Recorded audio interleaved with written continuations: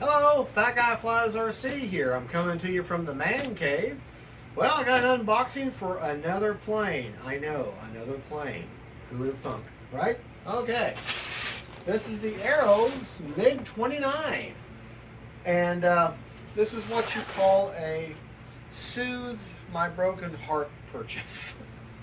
The morning when I crashed the F-16, which I have not given up on, but it will have to, at the very least, need a new fuselage, at the very least. I was so upset, and I've been looking at this plane, and I bought it. It wasn't really necessarily ready for it, financially or whatever reason, but I bought it out of grief. So, there you go. So, let's unbox it. I don't know what I'm going to made in it. But I also purchased, a lot of people say it doesn't need a gyro, but I'm not taking any chances, and I went ahead and purchased this also.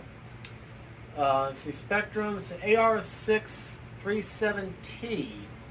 It's got the long antennas. I'm going to run them 90 degrees away from each other inside of this bad boy. And we're going to avoid the F-16 killing zone, as I have liked to describe that one part of the field, which I have been told by the training officer at Marfield that particular part where the F-16 went down, there is a signal given off by the power lines when Duke Energy is communicating back and forth, because they use the power lines from that, from what I've been told. And it's intermittent, but it creates a pulse in that area and can interfere with planes. So the only way to combat that is either fly way closer to you or way above the power lines. Well, anyways, that's what I've learned thus far.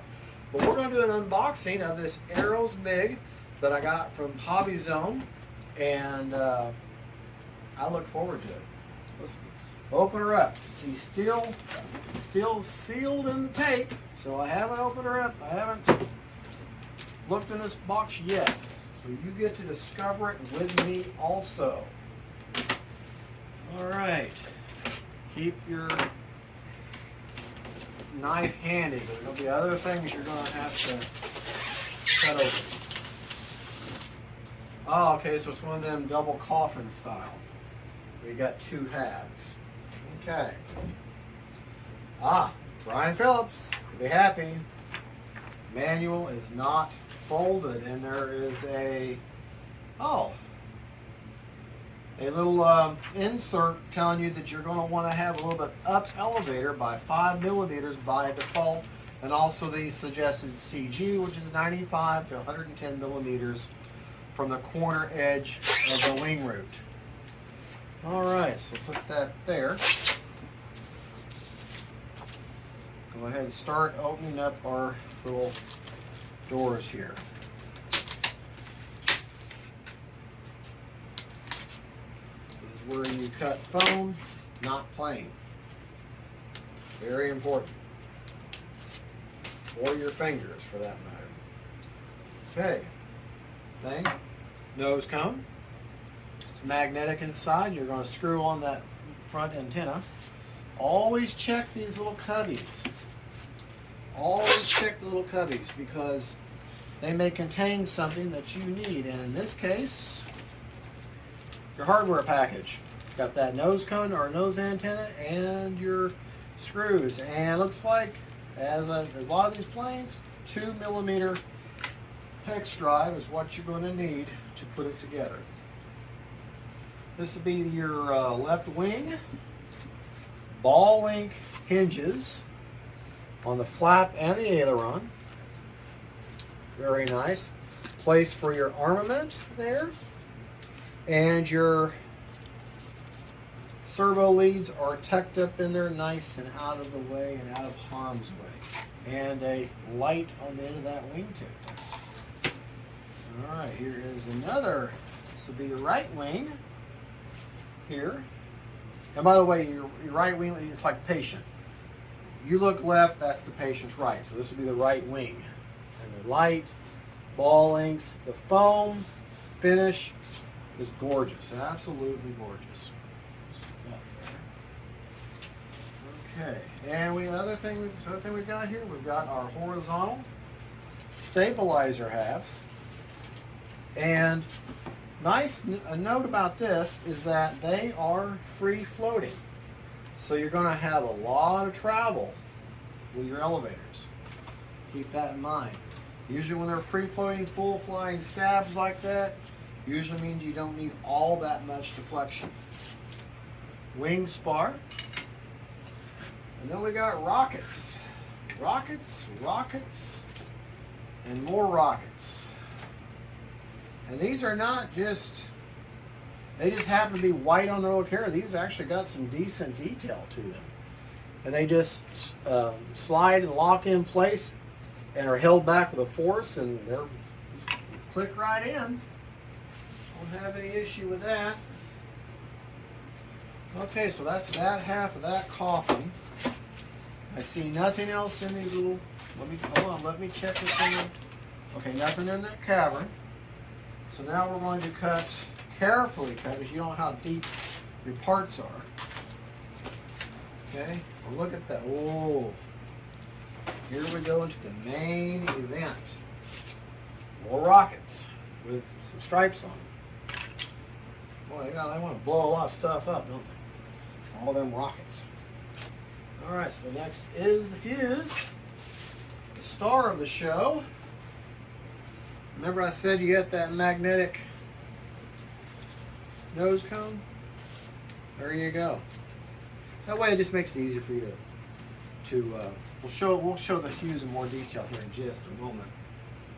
Get our vertical stabilizers out.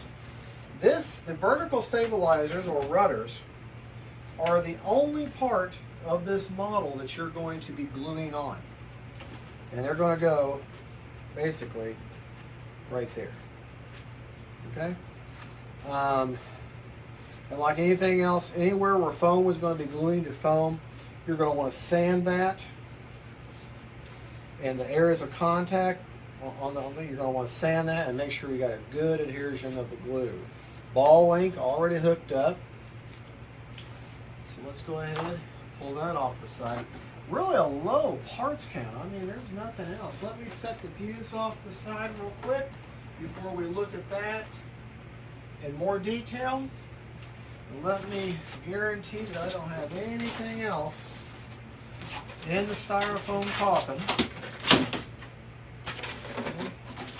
And nothing underneath, because just like some planes, they like to hide stuff underneath. So, quick rundown on the specs of the plane. The plane has a 906 millimeter wingspan. It's 1,358 millimeters long, or 53 inches and a half inches long. Wingspan's 35.7 inches wide. It's going to run about 2,500 grams. I'm sure that's with a battery. It has twin brushless 2840 kV motors with a kV of 2280. Twin 40 amp ESCs with a 5.5 volt or 5 amp BEC. So you gotta remember that's going to be hidden probably somewhere down in the fuselage. You need to fish that out.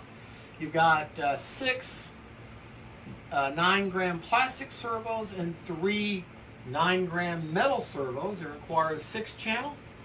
The CG is 85 to 95 from the leading edge. 64 millimeter 12 bladed fans, and they recommend a 3300 6S. And I have been told and seen many videos that it will gladly accept up to a 5,000. But probably a 4,000 is probably going to be the best compromise of that. So let's take a look at the fuse in detail, and then we'll lay the parts out and get a better look. This thing is absolutely gorgeous. You got a light there. You got a light on each of the wingtips. You got a light. I thought there was a light on the belly, but I guess not. I guess there's not. I thought there was, but okay. These are hard plastic.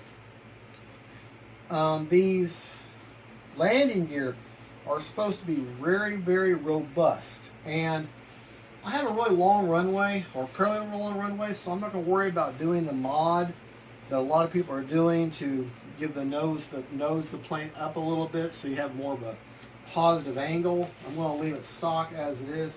Mary Boozer on his channel did the exact same thing. And he didn't have a need for it. I don't think I will either. Just incredible detail on this. You got the cheaters down below. Plenty of cooling for your twin ESCs are in there, mated face to face with each other. Even got a little cooling. I think that's where the U-beck might be. Have to fish that out. The nice little touch here is for your servo leads for your elevator.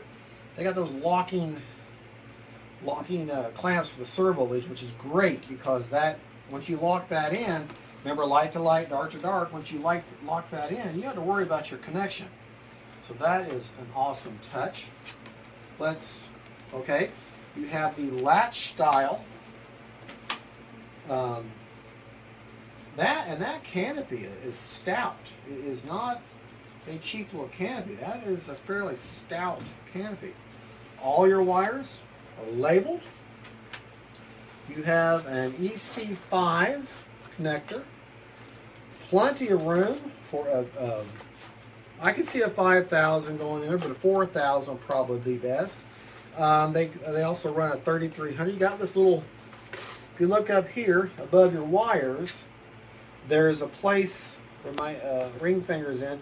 There's a little shelf there where you can slide your receiver in once you got her all bound up and happy. And so yeah, I think this is going to be a very simple build. You got plenty of room. Nice big cooling hole right there, and that is dedicated just to come in and cool your battery and electronics off. So that is great. And that means you've got a, well, yeah, there's your exit hole. Right there's your exit hole. So let's lay this out. And I will get the camera. And we will look at the parts laid out on the bench. Here. Okay. Give me just a moment. Wings out here. Okay.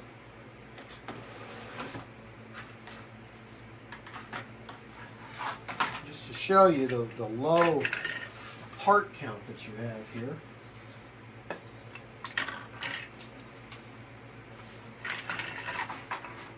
Okay.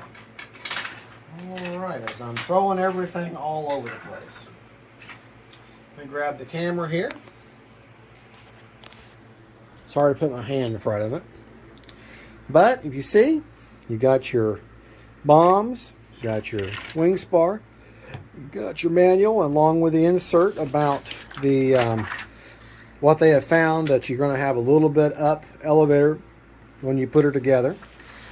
The only hardware bag you've got is this little bag here with the nose antenna, your two linkages for your rudders, your push rods or your control rods for your rudders, and your little bag of bolts. And there's like, what, 1, 2, 3, 4, 5, 7, 8 bolts in there. Probably, no, there's like a 7 there, so that means they're going to be 6, and you're using, you get 1 extra.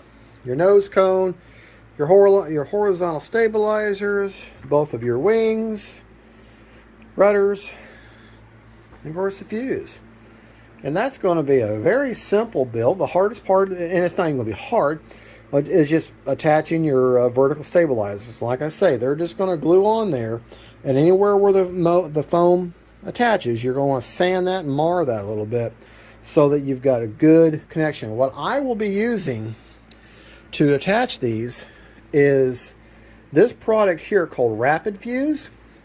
Basically, it's like a hybrid between medium CA and a 5-minute epoxy. You have the convenience of a 30-second set of a medium CA, but you've got the strength and long-lasting connection of epoxy. So that's what I'll be using, and it's completely foam safe. I will give you one word of caution though. If you put it inside of a canopy or anything, it will create the white dust like CA does. So just understand that. But on the regular foam surfaces, it's just fine. All right, folks. Well, there you go. We're going to wrap this video up now. hand my camera back to my camera crew. And we're going to say thank you for watching. This is the Arrows MIG-29. Can't give a guarantee of when I'll be able to get her together or fly her, but I'm hoping to be very soon, depending on work and weather. And thank you so much for watching. And don't forget to like and subscribe. I know, I said that twice. I'll put a link to the purchase of this plane on the Hobby Zone website. It'll be an affiliate link. No pressure. Buy it through me. Buy it from somebody. I don't care. But mainly it's just there for your convenience so you know what the right plane to get. So thank you so much for watching. Don't forget to like and subscribe. And don't forget, faith, family, friends, and then planes. Bye, y'all.